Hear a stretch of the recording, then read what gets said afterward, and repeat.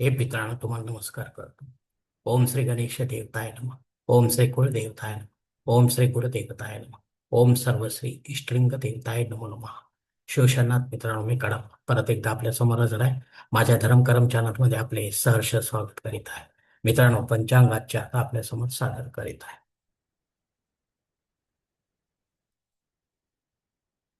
मित्रांनो, आज सोमवार दिनांक 16 मार्च 2026, शैलवान शके 1947, संवत्सर विश्वावसु, अयनोत्तर, ऋतू वसंत, मास फाल्गुन, पक्ष कृष्ण.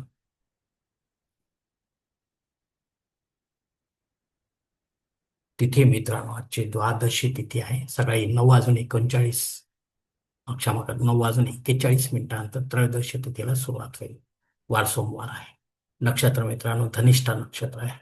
उद्या पहाटे 6:22 शततारका नक्षत्राला सुरुवात होईल. योग मित्रांनो, शिवयोग आहे. सकाळी 9:37 सिद्ध योगाला सुरुवात होईल. करण मित्रांनो, तैतील करण आहे. सकाळी 9:41 करस करण्याला सुरुवात होईल आणि रात्री 9:38 वनिस करण्याला सुरुवात होईल. मित्रांनो, प्रमुख ग्रहांची राशी स्थिती पहाटे 5:30 अशी असणार आहे. सूर्य मीन राशीत असेल, चंद्र मकर राशीत, गुरु मिथुन राशीत, तर शनिदेव मीन राशीत असणार आहे. मित्रांनो, सध्या चंद्र राशीनुसार कुंभ, मीन व मेष या 3 राशींना 7.5 सुरू आहे. या राशींच्या जातकांना 7.5चा त्रास होत असेल तर त्यांनी आपल्या जन्मकुंडलीमध्ये शनिदेवतेची पोझिशन तपासून पाहावी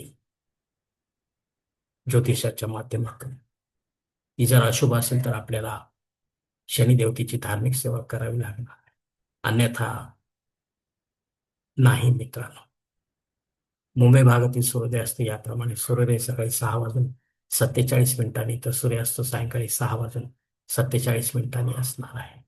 मित्रांनो, गोचर ग्रहांची सद्यस्थिती सुद्धा जाणून घेऊया. असंगत ग्रहांमध्ये सध्या मंगळ ग्रह 10 नोव्हेंबर 2025 पासून, तर शनी ग्रह 12 मार्च 2026 पासून असंगत झालेले आहेत. हे दोनही ग्रह आपल्याला काय फळ देतील हे देखील ज्योतिषी आपल्याला आपल्या जन्मकुंडली पाहून सांगू शकतील. मित्रांनो, या पंचांगाच्या आधारे आता आपण आजच्या पूजेसाठी लागणारा संकल्प सोडणार आहोत. तेव्हा आपण आपल्या या उजव्या हाताच्या तळहातावर एक पळी पाणी, थोड्या अक्षत, एक फुल वा फुलाची पाकळी घ्या आणि हा छोटासा संकल्प म्हणायला सुरुवात करा. मित्रांनो,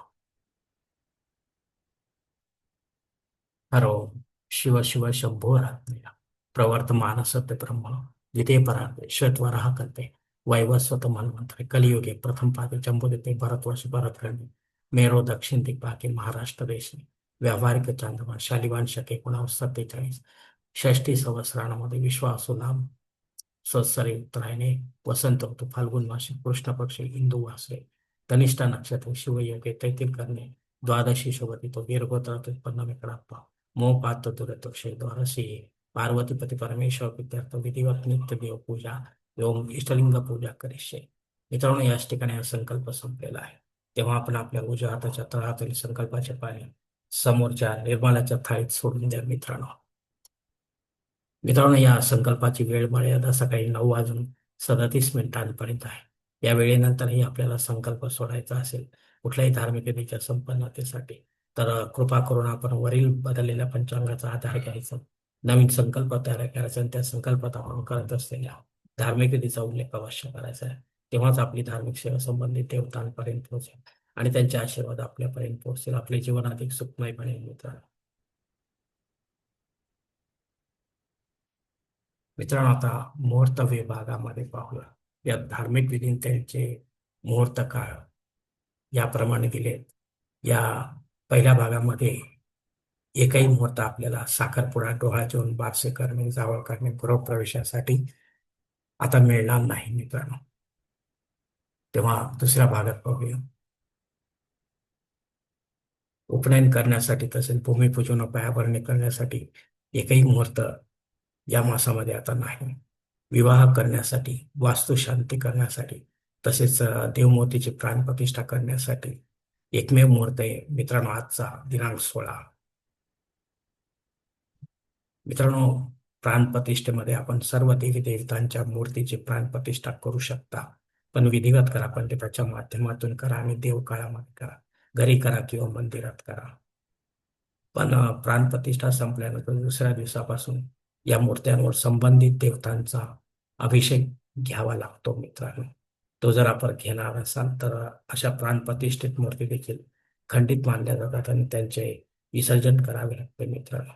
तेव्हा योग्य तो निर्णय घेऊनच आपण मूर्तींची प्राणप्रतिष्ठा आवश्यकता असेल तरच करावी, अन्यथा करू नये मित्रांनो. मित्रांनो, वरील काही मुहूर्तांच्या तारखेत वेळेची मर्यादा देखील असू शकते.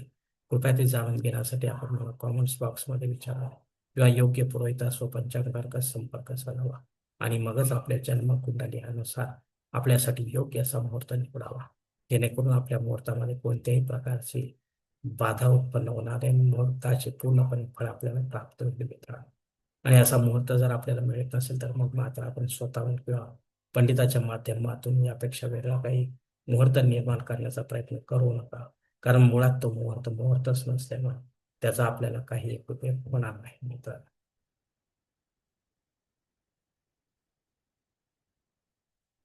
मित्रांनो, आता पंचांगातील इतर काही महत्वाची जी माहिती ती आपण आता पाहणार आहोत. पंचांग शुद्धी आहे मित्रांनो. दिनविशेषमध्ये सोमप्रदोष आहे.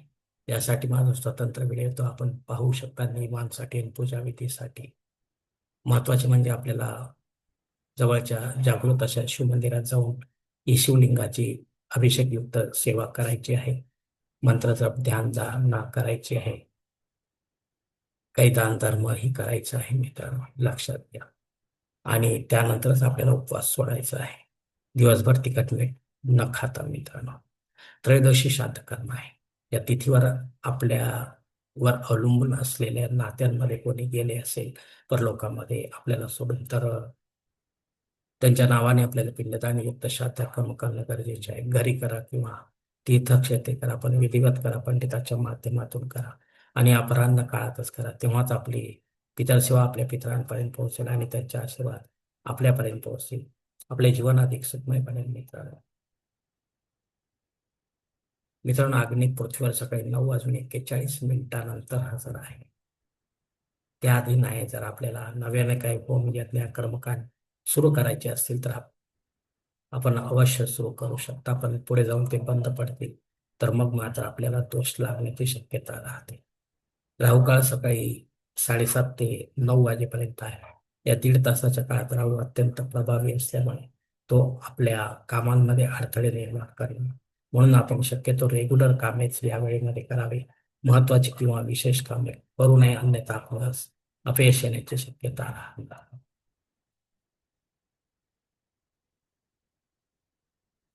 धन्यवाद मित्रांनो. आजचा हा पंचांगासंबंधीचा व्हिडिओ मी याच ठिकाणी संपवतो. आपण जर माझ्या मतात सहमत असाल तर कृपया माझे धर्मकर्म चॅनल सबस्क्राईब करा, लाईक करा, आपले कुटुंब व मित्र परिवारासह शेअर करा.